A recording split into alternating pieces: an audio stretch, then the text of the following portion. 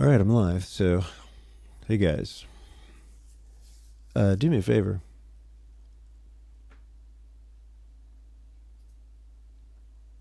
If you will, if anyone's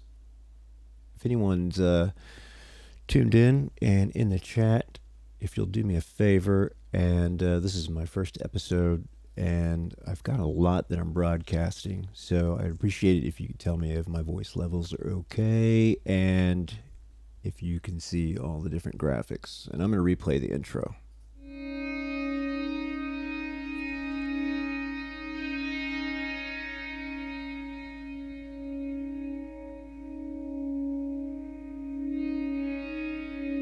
Welcome to the Music Theory Show. I'm Steve Steele, and this is episode 1.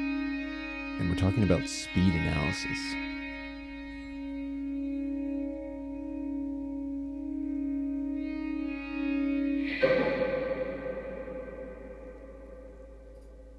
All right.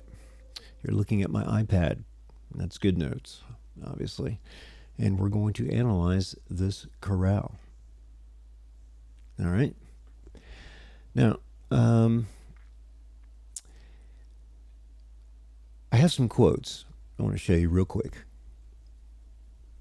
All right, I'm going to go through these pretty fast. This first one. There have certainly been many authors famous for their teachings and competence who have left an abundance of work on the theory of music, but on the practice of writing music they have said very little, and this little is not easily understood.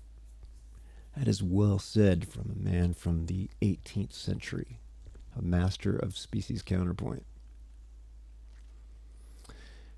The next one's from Heinrich Schenker. In contrast to other books on music theory, and this is from his book Harmony, the aim of this book is to build a real and practical bridge from composition to theory. And that's the goal of this show, is to build a practical bridge from theory to composition. So that's sorely missing in theory. I have a saying that if you're a music theorist and you can't compose, you're not a music theorist. All right, next one's from Nadia Boulanger, the French theorist and composer. Great composer, too. The history of harmony is the history of the development of the human ear, which is gradually assimilated in their natural order the successive intervals of the harmonic series. I'm going to have an episode, several episodes, on the harmonic series and the history of Western tonal music, but let's take a look at the harmonic series. I've got an image here of a prism with light being broken up to its component colors. Well, that's a note on the piano. That's a crotale, and that's a harp, a note, and it's being broken up into its component notes. Those are 3 different pianos that have been recorded.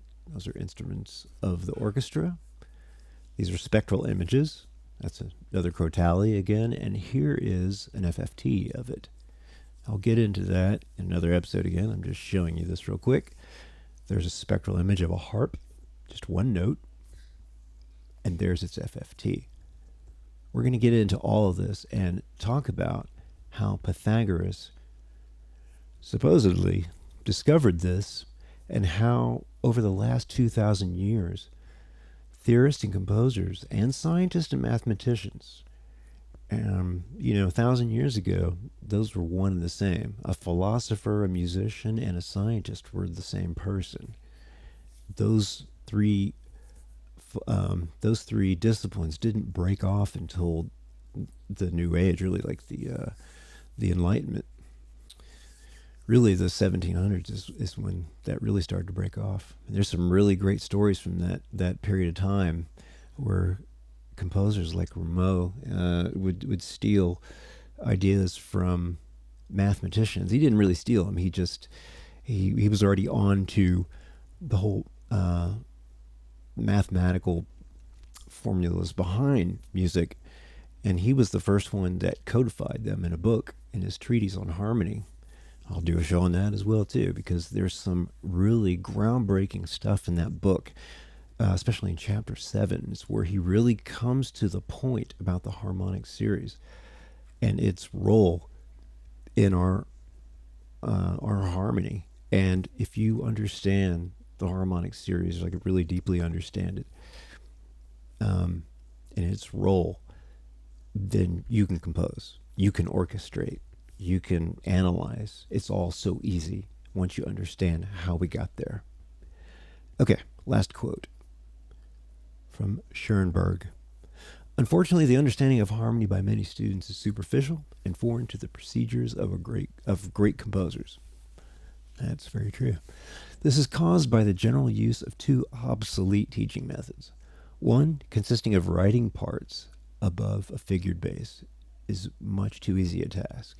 Actually, back in the Baroque and then the early classical period, going into the classical period, just like jazz musicians go to gigs with real books and they perform, with this lead sheet, back then musicians would use basically a lead sheet that was a bass line with figures underneath it.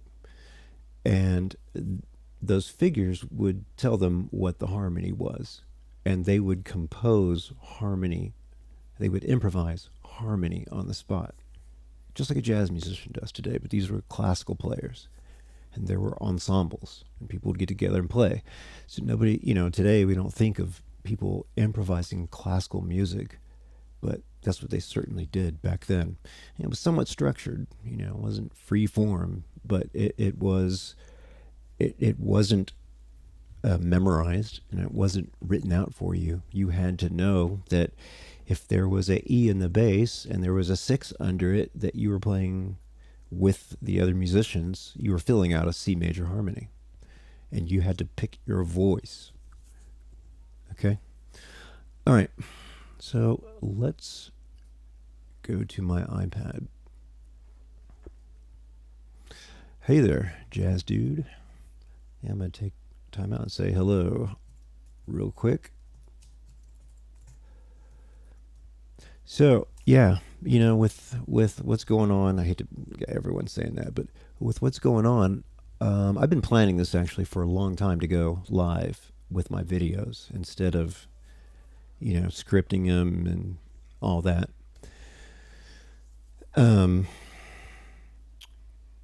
And I just decided today I'm just going to go for it. But yeah, this is going to be a weekly or bi-weekly thing, and I'm going to start going live with a lot of my videos. And so I can talk with you guys as I'm making the videos, and maybe I'm doing something you guys don't care about. Maybe you'll have a question and just go, Steve, hey, what are you doing with this, or whatever, and I'll just stop what I'm doing and answer questions. So if you have any questions, just ask. All right?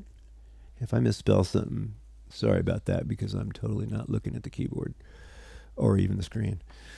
Okay. All right. So we're looking at my iPad, and I need to erase what's on here. This was earlier when I was practicing. So I have my Apple Pencil, and this is GoodNotes, and GoodNotes is cool because it takes gestures and it makes them look half decent. So I need to erase this. I hate to, because actually I was on a let's see here. Oh, you know what? I need to. Sorry, one moment, folks. I need to. There we go. Blank one. Okay. All right. Give me 1 second. I'm going to move my browser over so I can actually see it. Okay. All right. You ready to get started? I'm going to see if I can zoom in a little. Yeah, that's much better. Yeah, I agree, Jazz Dude. I've seen some, over the last couple of days, I've seen some of my favorite musicians, people I've never met that I've always wanted to meet.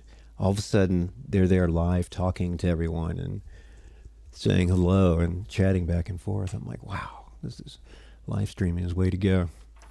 Much better. Plus, I can script video and storyboard it all day long and then go into post and do all kinds of stuff. But man, it's so time consuming. I'd rather just knock it out and be myself and actually talk with you guys at the same time. So let's get started. All right, so this is a short chorale, and I picked this one on purpose for my first video because I didn't know who would be here, and I didn't want to overwhelm anybody, but at the same time I wanted to kind of go quick. And so the topic of today is speed analysis. All right, when I analyze a chorale, I don't do what a lot of colleges teach, and that's sit here and go, okay, I'm in the key of F. That's an F, A, C. Okay, that's a 1 chord. And what's the next chord? That's 1 chord. What's the next chord? Oh, that's a 5. You know why I don't do that? Because you don't learn anything from that. You're not learning to compose. So, I analyze to learn to compose, and that's what we're going to do. Let me get the right color that I wanted. Yeah, it's good. Okay, so when I look at any piece to analyze it, the first thing I do is I look at it globally. All right? Very foreground thing. And the first thing I notice is that right here, there's an F chord. Right here, there's an F chord. Right? Right here is an F chord. There's an F chord. There's a C chord. All right, that's a good start. I see basically what's going on, and notice they're kind of evenly spaced. So, I have 1, 5, 1. That's basically what the chorale's doing with some dissonance in between.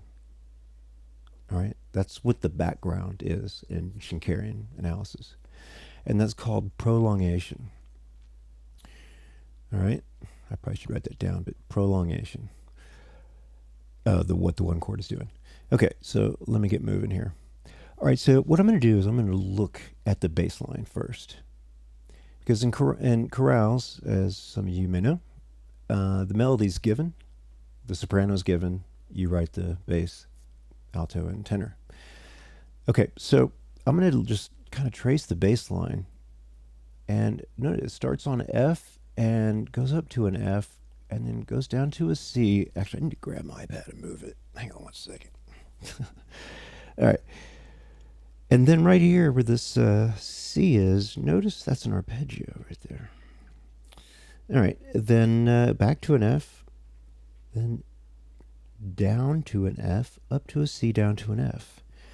Okay, well, there's a lot of Fs, Cs, Fs, A's, C's, F's. So there's a lot of F. Sorry, that's terrible handwriting. FACs. There's a lot of F chords there,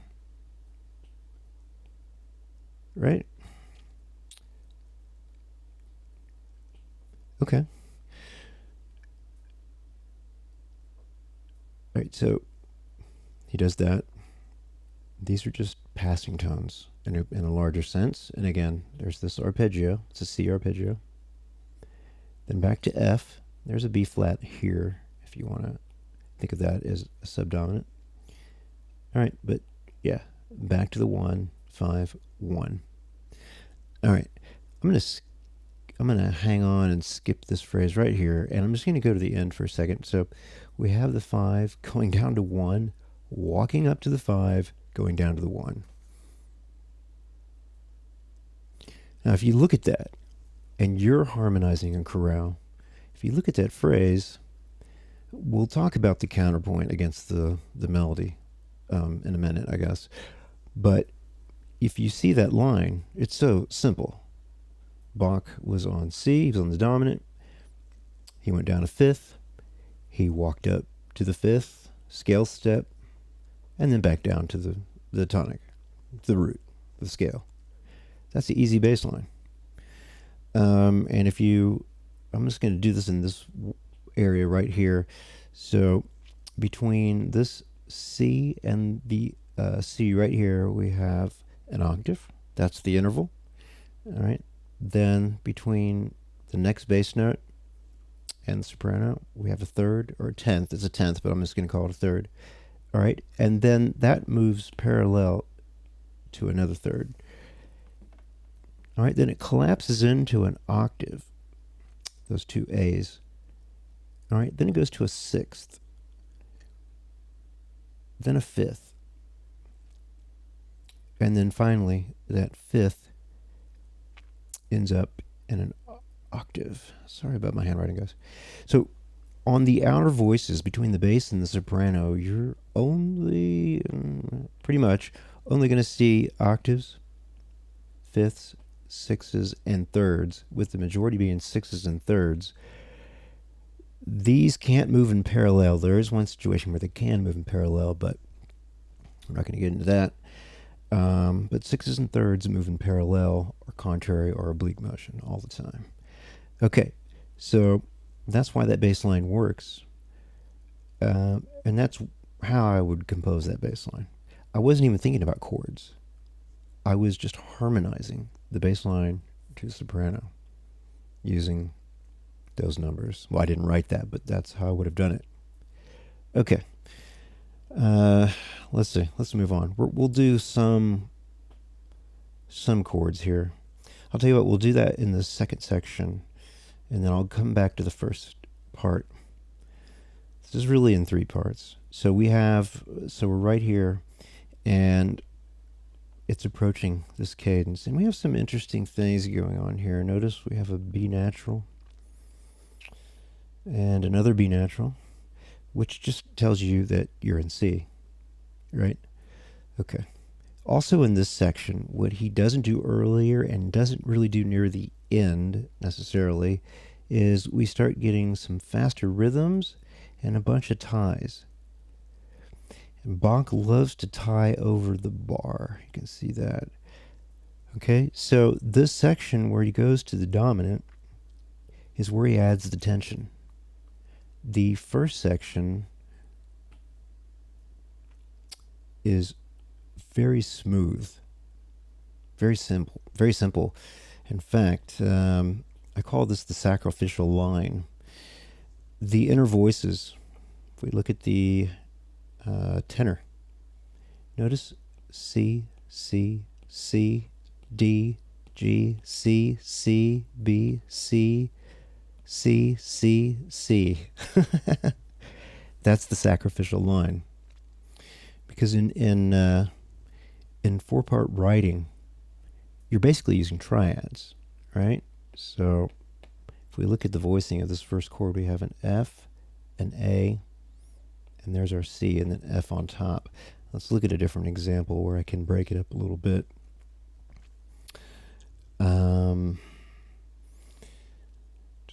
Let's see. Where's a good example here? I want to get one with the C in it. Oh, okay. Well, there's a couple. So this one, here's an F, FA, and then the C, and again, the sacrificial line is here. That's my own terminology. I don't know anybody else that uses that terminology, but I used to compose a lot of chorales. I still do once a week or so. And you always get the situation where you get this sacrificial line. Okay, so one singer has to sort of be a pedal tone. That's just the way the harmony works out. Okay, let me erase some of this. I guess it's not really worth holding on to. So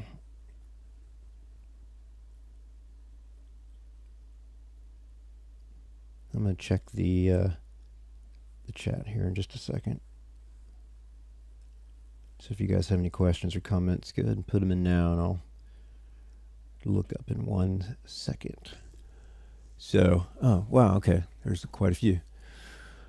Like Mike Averta, that was you're asking me? Was that a question for me? Yeah, I know Rick Beato. I mean, I know, yeah. I don't know him personally, though. But of course. So some of the people I'm talking about, does anybody know Dan Hurley? He's the jazz, or was, he's retired now. He was the jazz director at North Texas. And he wrote a lot of those great books, like The Jazz Language, one of the greatest books ever written. If you go to my website, and my website right now is horrible. It's terrible. It's a piece of junk.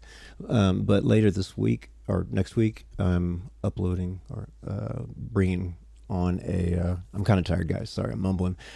I'm uploading a new website. It's going to be much more organized and much cleaner, and a lot of new graphics. I've written a theory book, and I'm going to put a lot of it up actually on the website as like blog posts.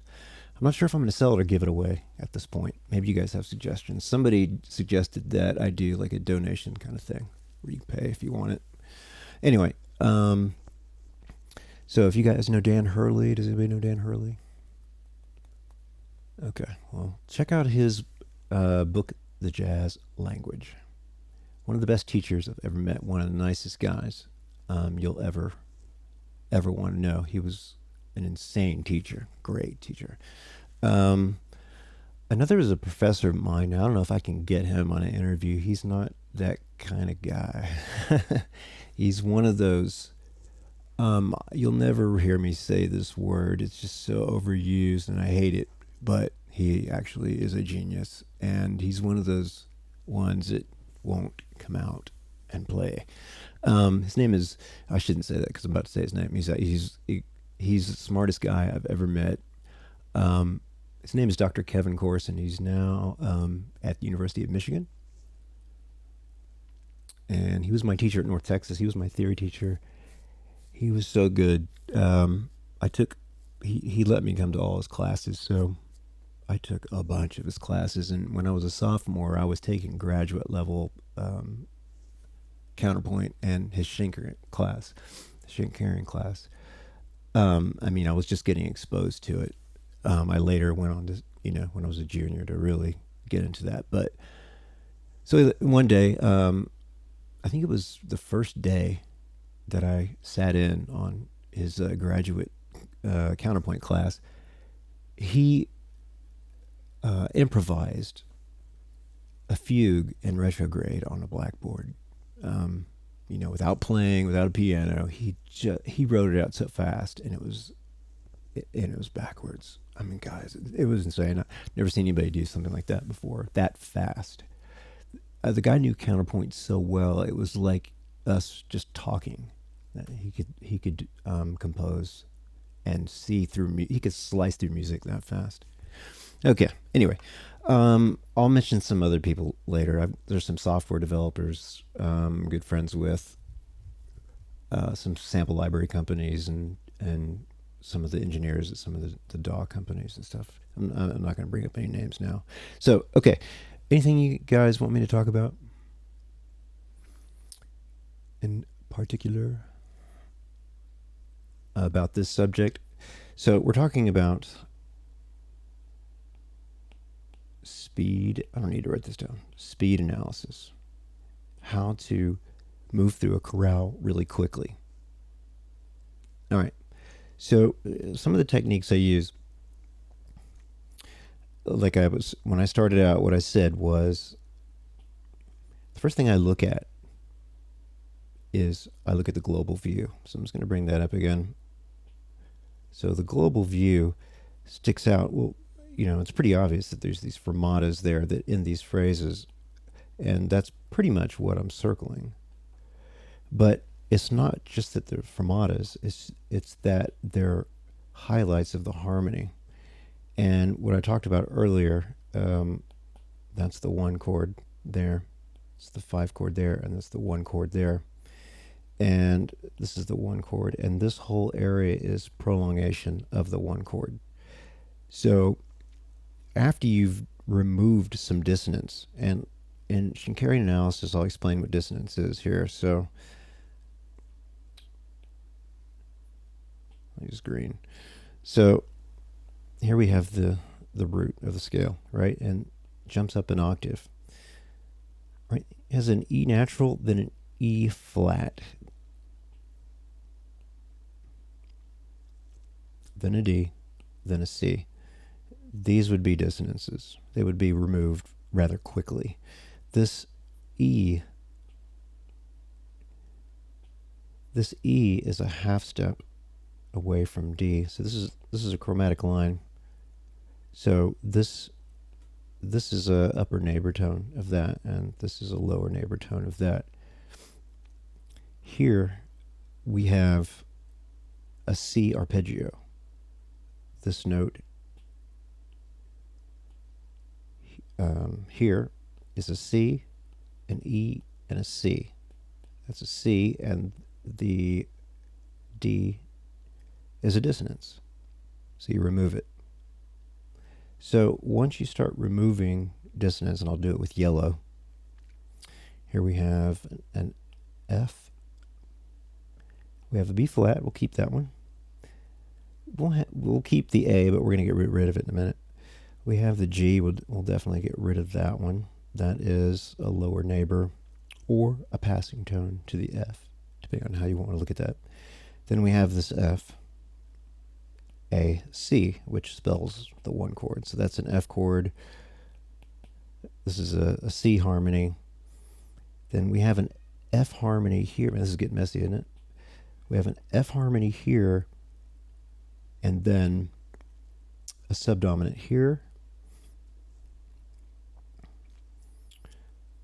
and then we get to the 5 chord and then the 1 chord. So when you remove this chromatic line, and you know it's chromatic, so you don't need to say anything else about it, because you're going to compose that later. Then you know you have 1, you have 5, you have 1, you have 5, you have 1. And that's it. That's all you did. So if I were to rewrite this out, let's just say that's an F. So I went up an octave. So just forget that, I went up an octave, so what? All right. I'm going to just not even think about that chromatic line. But then I went to a C. Okay. And I did that arpeggiation of C. So what? It's easy. I can remember that. Then a B flat. Then an F. Then a C. Then an F. And this is this bass line right here. That explains the whole thing. And then, like I said earlier, this is the sacrificial line in the tenor. Notice they're all C's. C, C, C, C, C, C, C, C, C. All right, then the alto is just filling out the other harmony. That's either doubling the bass, or is the 5th or the 3rd. It just depends on what's missing between the soprano and the bass. And that's how this is composed. All right, I said I'd talk about the middle section for a second. I'm going to look at the chat here in a second, so if you guys have anything to say it now. All right. All right. All right, so I'm going to get a little more detailed. So maybe some of you guys did the part writing way, which I don't do because it's a waste of time. Bach didn't think this way, but okay, there's a 1 chord, right? I have a B natural here, and we're actually in C, but we don't know that yet, but we're going to be in C here. So I know that because this is a leading tone to C. So I'm going to skip this chord for just a second. I don't need to know what it is at this moment, because I know we're going to go to a C chord. So now this is the 1 chord in C, right? That's a C chord. So what is this? Well, it's a 5 chord, obviously. It's a 5/6 chord. G, B, D, F. So, yeah, it's a 7th chord. All right. So I'm trying to get to here, right?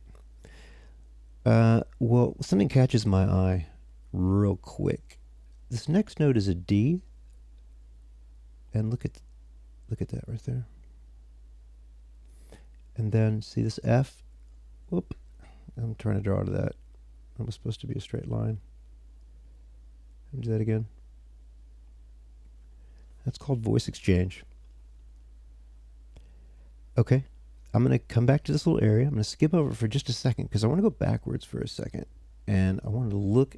So I have this 5 chord right here, which is 1 sort of in this key center that we're in. So obviously we're going to have a 5 before that, and that's exactly what we have. We have a 5 chord. All right, so it lines up like that. So what is this, if it's this voice exchange thing? So it's made up of a D and an F. So in the key of C, where do we get a D and an F? Anybody? Anyone want to leave it in the chat? What a D and an F are, you know, if you're a detective, what is a D and an F in the key of C? Anybody? Okay. It's a 2 chord, right? It's a D minor.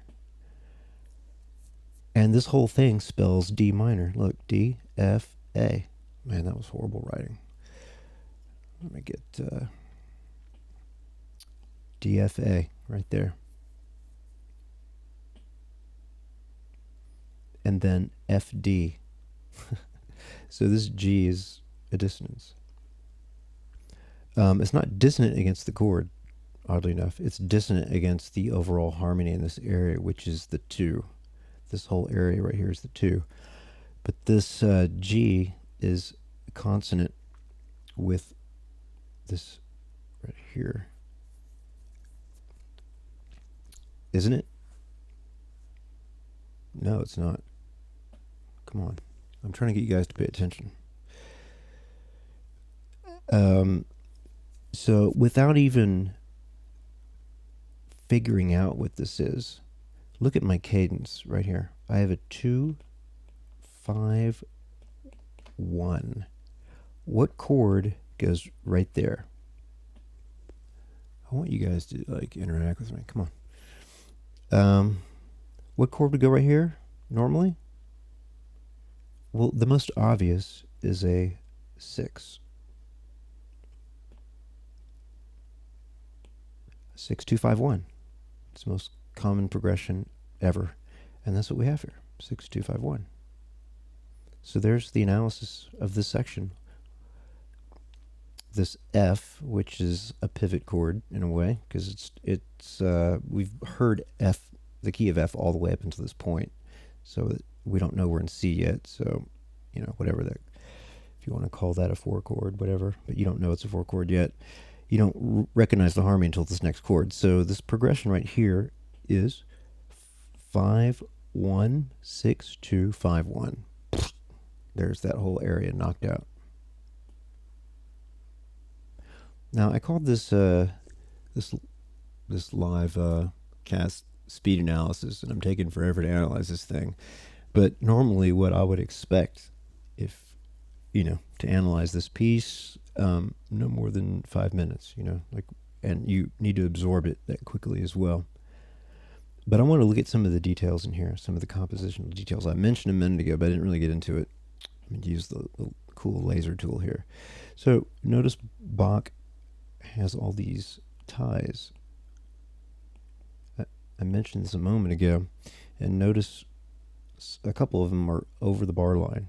Bach loved doing that because it sets up a rhythmic offset, but it also adds tension, and he did that in the 5 section, or you know, the 5 section. This is really like a, you know, a bridge, if you want to look at it like that in common terms.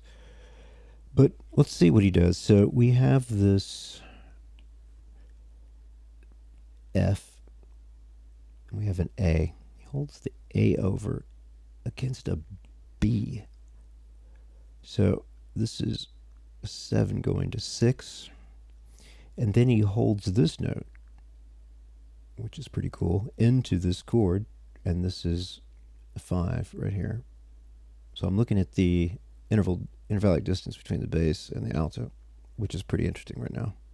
Then he leaps. This is, I mean, look at this leap. I bet most college teachers would say, you know, they would probably nick you for doing that, which is ridiculous, because Bach, I'll pull up some, I'm not always going to do easy chorales. I'm going to do some kind of weird ones where he did some leaps that you probably wouldn't do if you were, you know, in school doing this, because you'd be like, my teacher will probably nick me for that.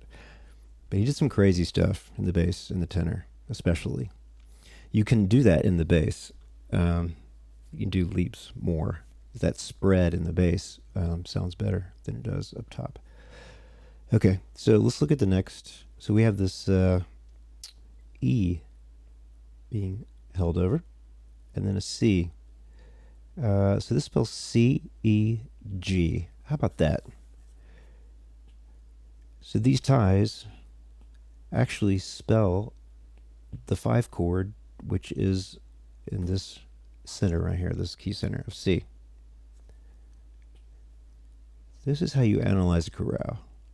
Not just by putting Roman numerals and calling it a day. You don't learn anything from that. All right, let's finish this.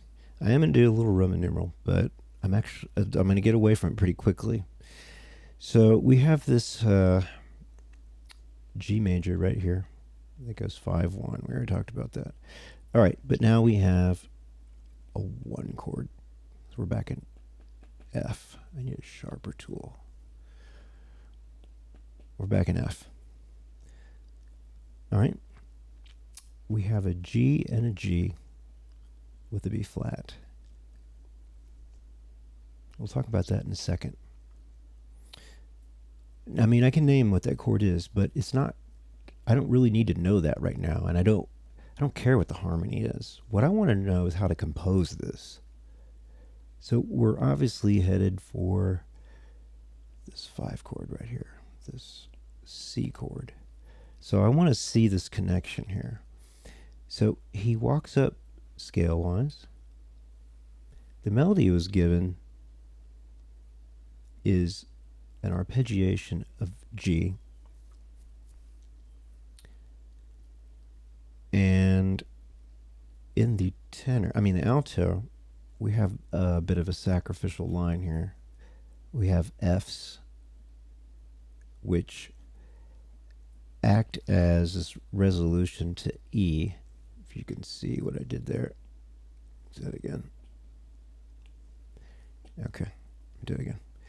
So we have the sacrificial line in the alto where it's all Fs except for these little E's, and that's a lower neighbor, and then that's a resolution to the 3rd of the 5 chord. So if you were to compose this, think about this. Let me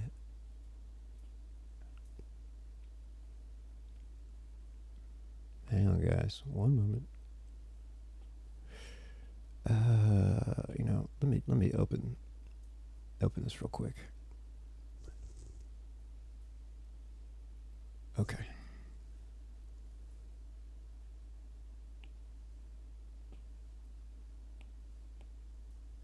All right. Okay. All right. So if I have an F,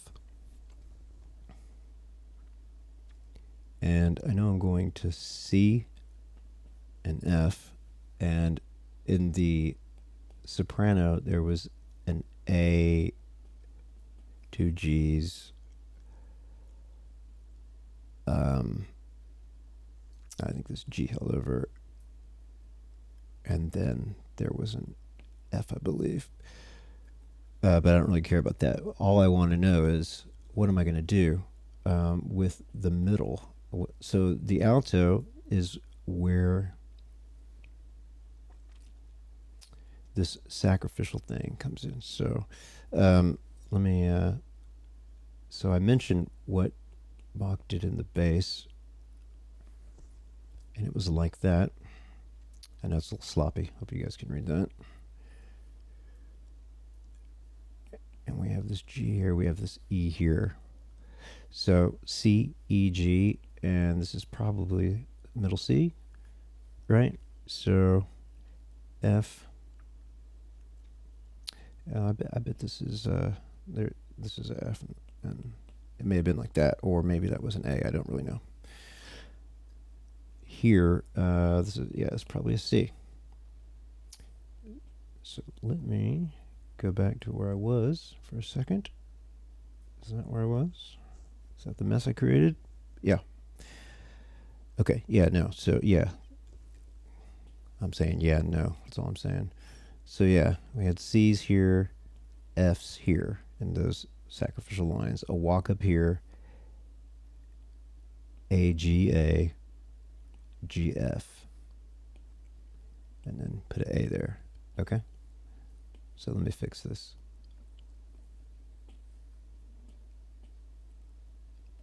Easy. All right.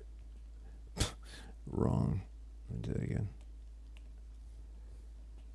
Okay.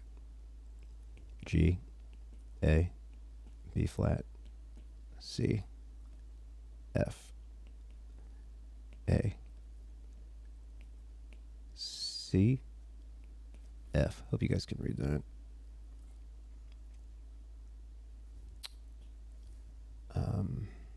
What was I going to... Oh, yeah. Oh, that's right. Yeah. Okay. I forgot what I was doing there for a second. Okay, so we had...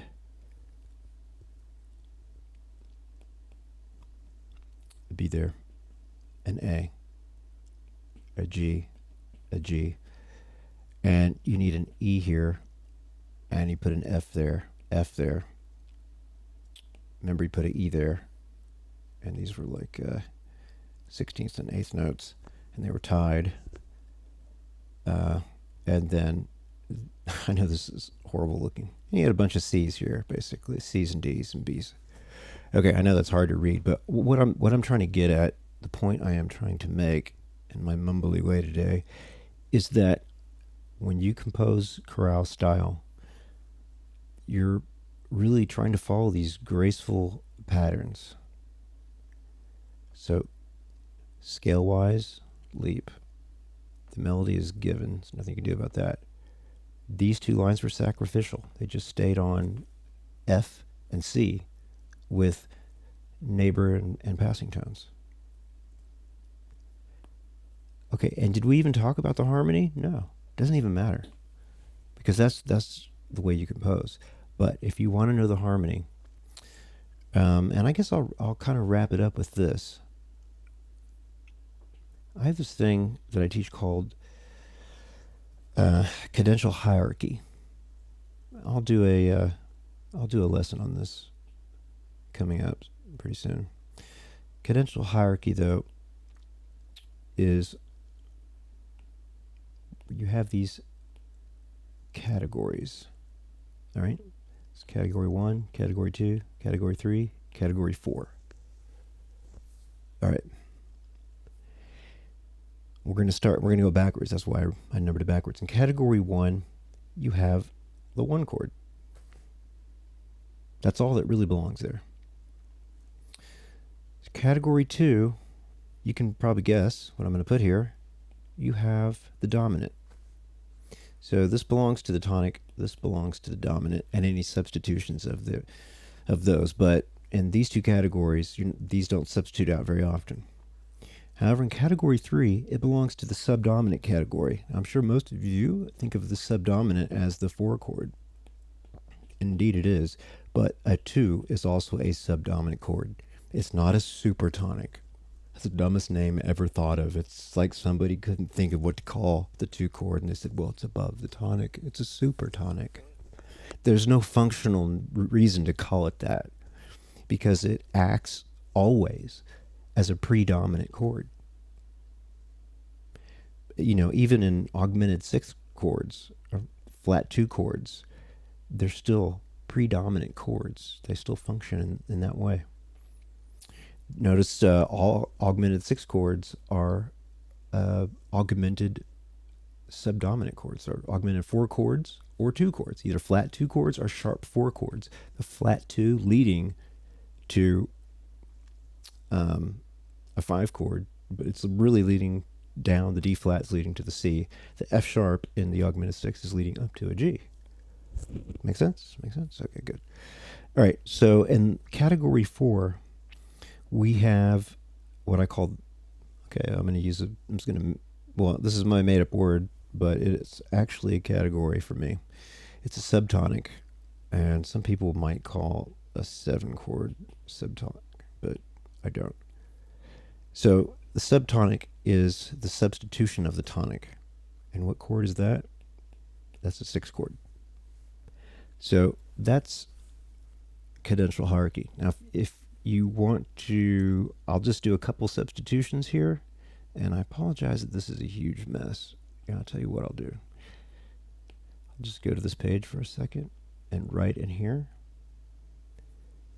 And hopefully this will be cleaner. So I had the category. Oh, do it again. Okay. I had this category. I had this category. I had the subdominant category and the subtonic category. All right.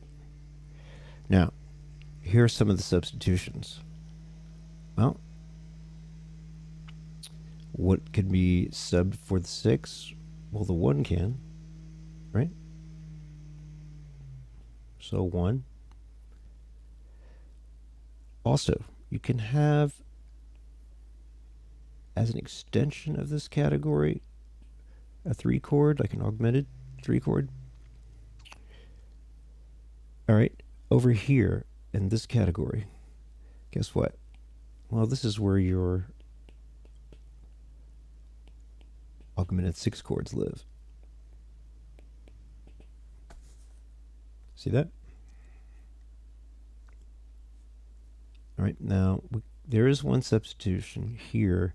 So if you take, let's say we're in the key of G. So if we write, use a smaller pencil, I think. Okay. This is bass clef. And this is treble clef. Okay. I'm going to erase that now that you know that. Okay. So G.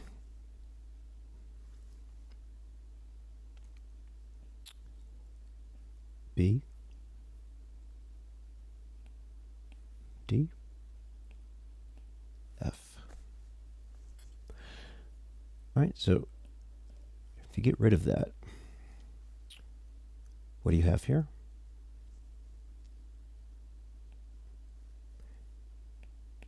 You have a diminished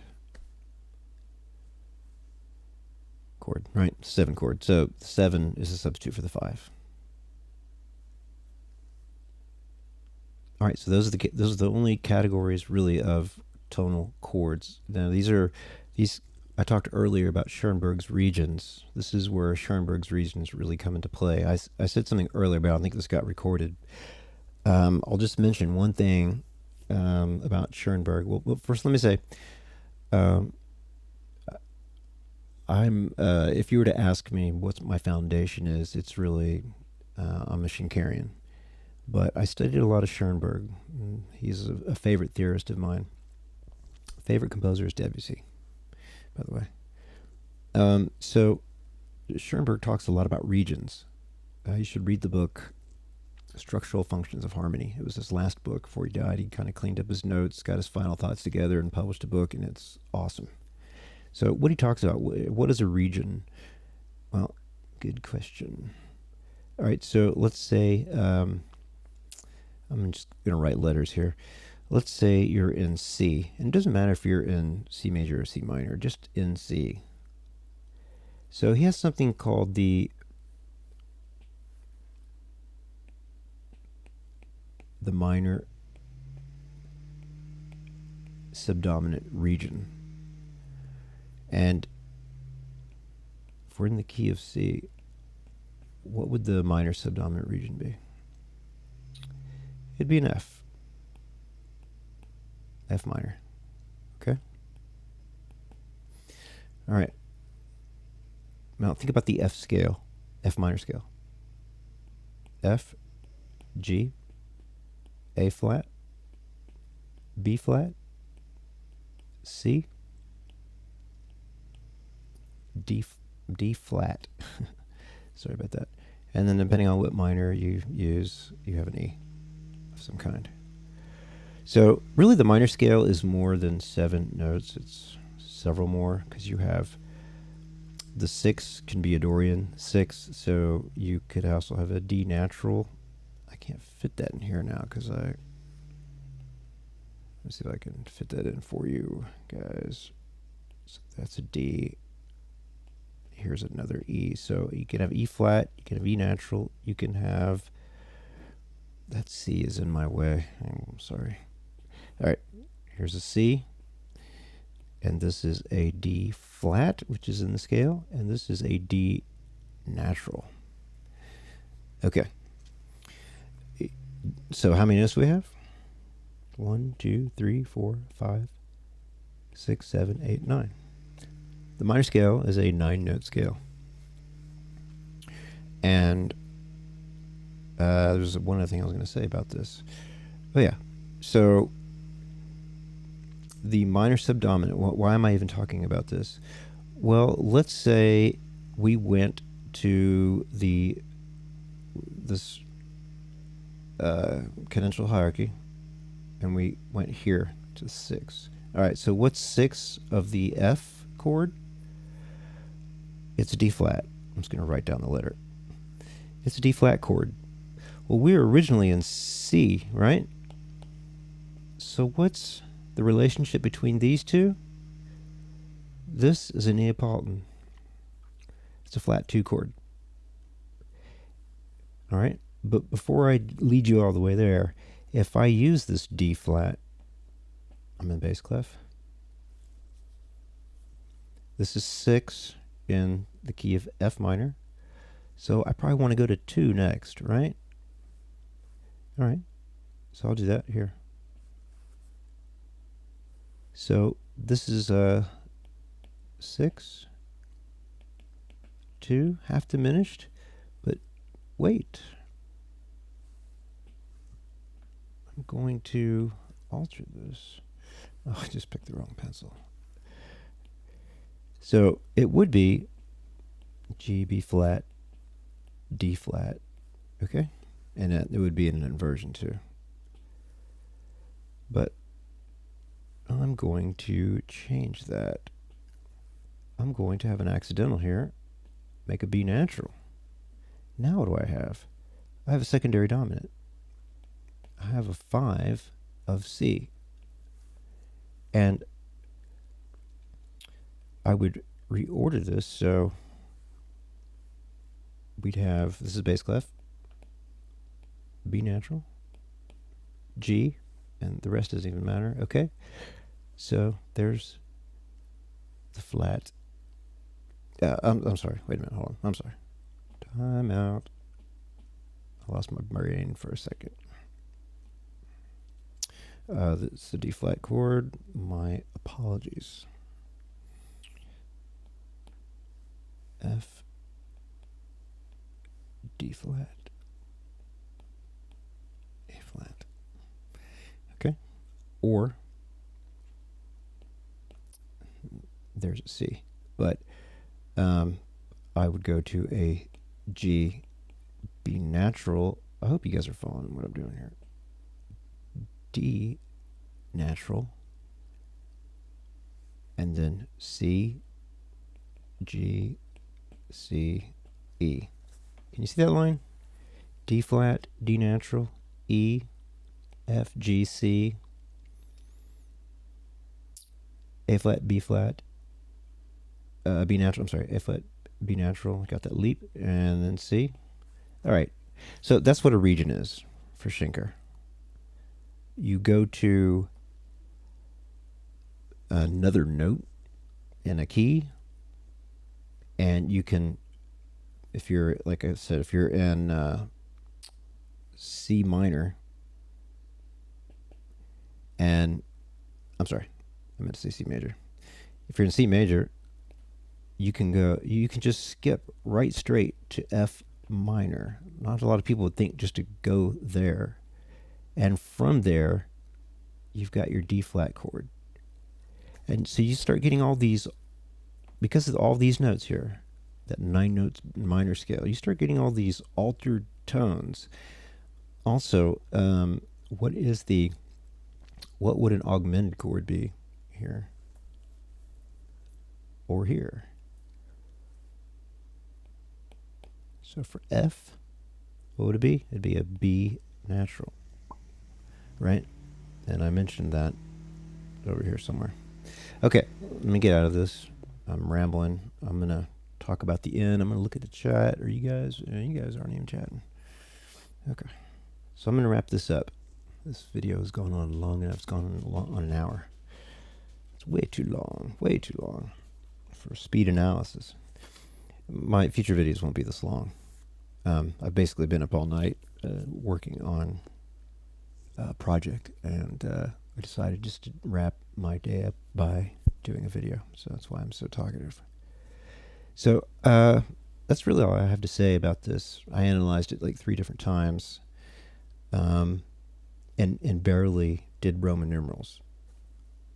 And the idea is I've learned to compose like this now, right? Because, maybe next time, if the given melody is in the right circumstance, and I actually do want to look at the melody real quick. I'm going to make this quick. This is an F, which is 1. The highest note is, guess what? An F. And he arpeggiates that. Look, here's an A, here's a C. And then these other tones are just downwards arpeggiations. They're not as important. So I'm going to just erase that. He just goes F, A, C, F. There you go. That's the soprano. And then from there, he just goes down.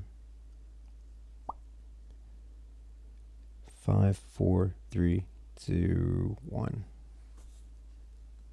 See that shape? All right, that's what's important.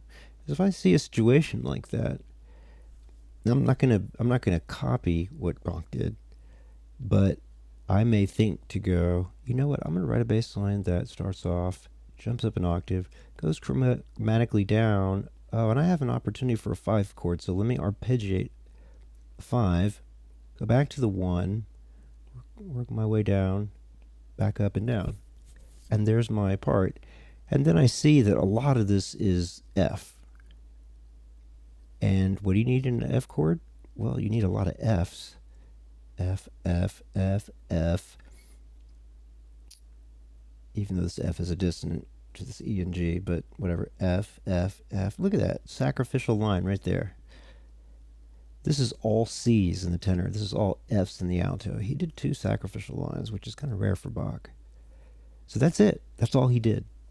He got his money by just jumping up an octave, going down to the 5th, arpeggiating it, going down again, jumping back up and back down, and just writing C and F a bunch. That's it. That's how you write this. I don't need to know any Roman numerals at all. Here, what did he do? Well, he went to the 5 chord. We know that. He really had... I got way too much written in here. He really wanted to... Pick a different color. He really wanted to do ties. This whole section is set up for tension. And like I said, these are arpeggios of the C chord. So that was his organization. That's how he wrote it. And this tone right here is really a lower neighbor to that. So he knew that this was going to be a 1 chord in C. And he lower neighbored that. Then he did, there's a kind of an interesting arpeggiation here, but like I said, this is the 2 chord in arpeggiation, and even in the soprano, and then back down to the 1 chord in C. That's how that part was composed. And then at the end, he did the same thing he did in the beginning, sort of. He just went up the scale and then down. Sacrificial line, sacrificial line. Followed cadential hierarchies. Used dissonance properly. And that's it. That's how you analyze this. You analyze chorales, or anything you analyze. You analyze so you know how to either compose in that style, or just to help you compose, or to play an instrument. Theory really services those 2. Theories of the service, it's reverse engineering of composition. it's there. You know, you've got the whole Society of Music Theory, and all they do is like write these papers that nobody reads. You know, I mean, really. And they just get so deep into all that they're doing, and it's boring because they don't. I mean, a lot of those theorists don't talk about composing. They just talk about theory, and if theory is not at the service of something, it's not music theory. All right, do you guys have any questions before I log off? I'm going to give this just a couple more minutes. You know what I never did, I don't think, is play this piece for you guys. Here we go. Hear that arpeggiation? Alt F. Now we're in C.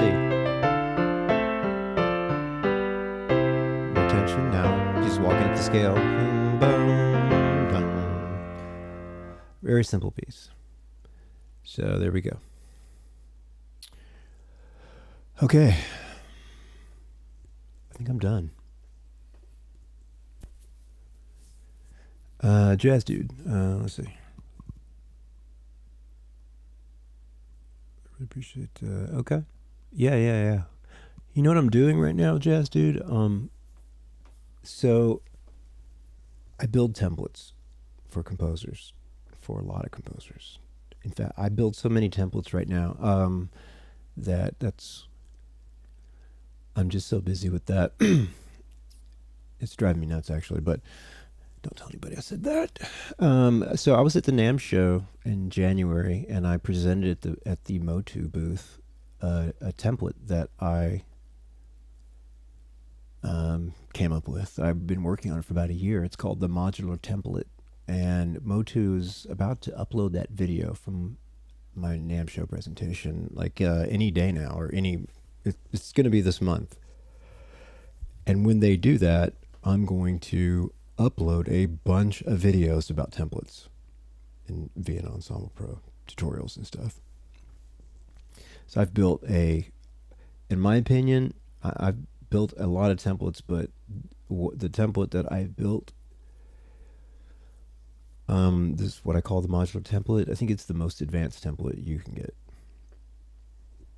today. It's the most powerful template that you can get on so many levels. And I'm not just saying that because I'm so proud of myself. I'm saying that because I've spent a year working with it and fine-tuning it and making sure every feature in Vienna Ensemble Pro is handy to you. So I'll just give you since you're asking about it. Everybody says different.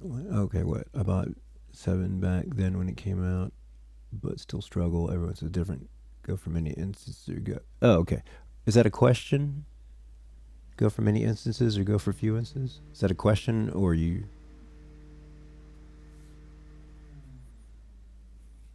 Because you said everybody says different. What do you mean? Boom, boom, boom, boom, boom, boom, boom, boom, boom, boom, boom.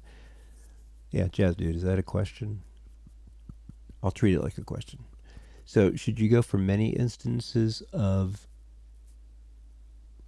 instances like projects? They're called projects now. Should you have many projects or fewer projects? Well, I'll say this. You should have.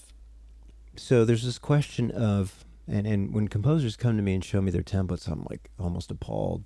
Because the sort of what composers will do, and I understand this because I did this too. No, I just want to say there is no good toy out there. Oh, okay, cool.